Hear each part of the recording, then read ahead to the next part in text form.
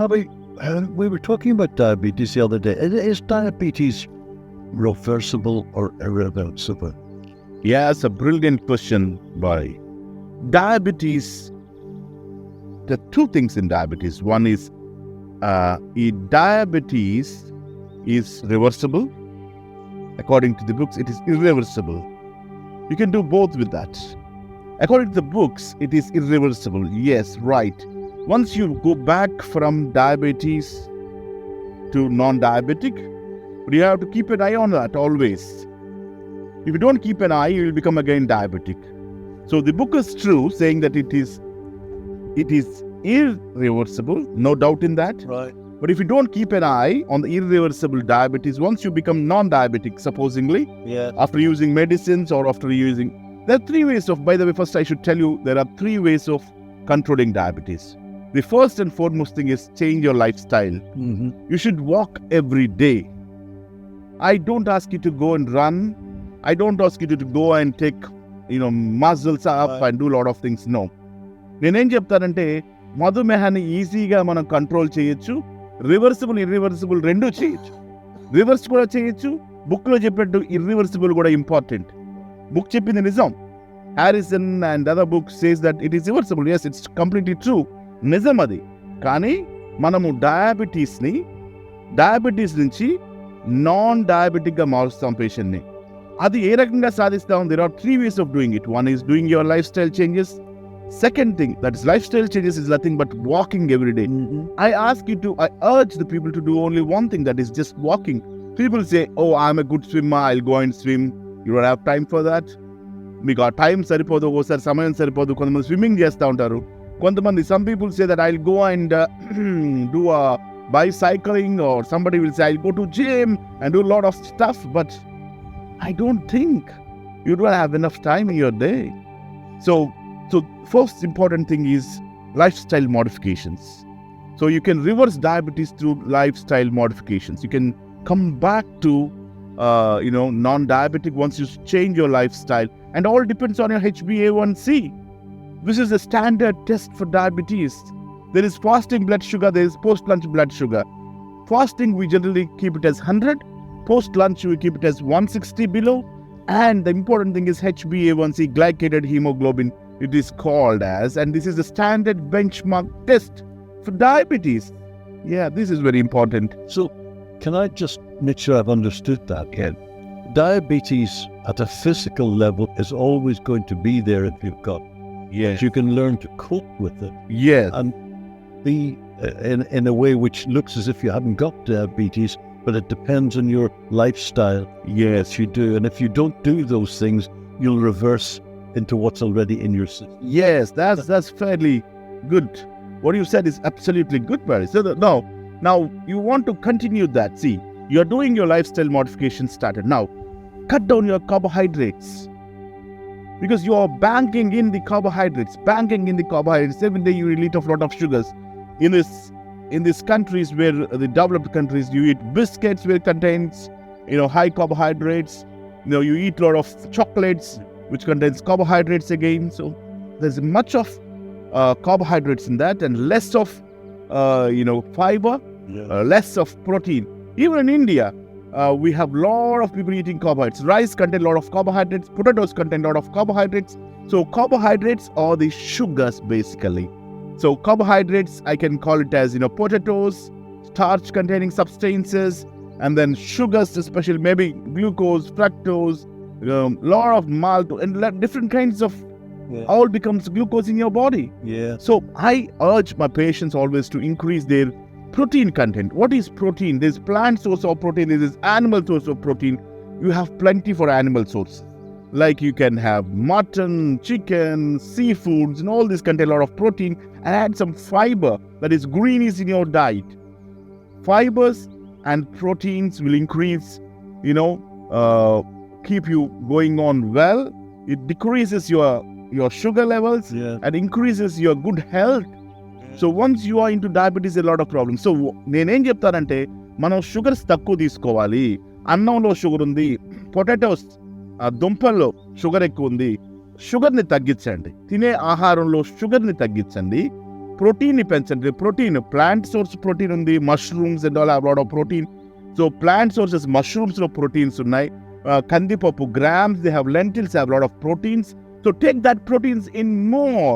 And then fiber, all green leaf vegetables, green is a lot of fiber in that. So add fiber in your diet and decrease. Then you will surely become, now you are doing your lifestyle modifications like walking, exercising every day, and also you are doing the other side, the diet part, which is you're decreasing your, now we don't keep you on medicines if you do that. If you are already, and because I said, it's all in HbA1c again. If your HbA1c is really high, your body is having a lot of sugars already, so we need to use medicine. If your HbA1c is low, it is nearby, or you're getting pre-diabetic, then we don't need to add medications. But if your HbA1c is high, we need to add medications. So, మందులు ఎప్పుడు వాడతామంటే మీ sugars HbA1c 10, 11, 12, 13. If it's more than 7, HbA1c more than 7, we use medications. If not, we don't use medications. So HbA1c, glycated hemoglobin, is one important standard test to assess your sugars.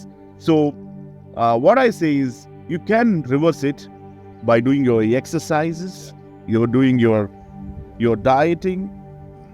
Basically, I just simply say, no, I will play golf, I will play cricket, I'll play football, I'll play, and you don't get time to all that. Yes. The easy thing is just walk every day for about 30 minutes and post-dinner walking. Post-dinner walking is wonderful in the clinical research. If you walk after your food, that's great. That's putting it fine. Yeah.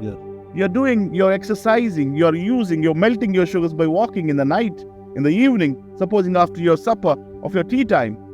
తినిన తర్వాత post dinner walking చేయాలి, చేయటం వల్ల sugar తగ్గుతుంది. And also you should keep your stomach clean, because there are some research papers saying that your intestines carry a lot of stuff, a lot of nasty stuff. You should get it off every day in the morning so that your insulin is secreted not only in pancreas but also in some parts of the intestine. So even intestines have the capacity to produce. And moreover, at the age of 40, 45, 50, you get diabetes is because of not you're producing insulin. It is insulin resistance, that your insulin which is produced is not working. So insulin తయారవుతుంది కానీ insulin తయారైంది పని చేయట్లేదు. పని చేయాలి insulin should work. For that you need to do insulin sensitivity, increasing your insulin sensitivity, decreasing the insulin resistance, eat low glycemic index foods, exercise, that will decrease the resistance, put more protein diet, and then more greens in that will surely help us a lot. Here goes, this is Dr. Prabhu Kumar Challagali with Bari in Ireland, in Culraine, just beside a wonderful yacht, beside the wonderful yachts. So, Dr. Prabhu, yes, I walk for about half an hour to 3/4 of an hour every day, doing about 6,000 steps. And I try to keep my diet relatively high in proteins and low on carbohydrates. But I love bread, I love potatoes, I love pasta. How do I deal with that? That's a brilliant question, Brandon. It's a brilliant question. You said you're pre-diabetic, getting into pre-diabetes. Yes. What is your levels of HbA1c? I don't know what they are. If you're pre-diabetic, in the sense they say it is 6 to 7 could be the pre-diabetic in this world.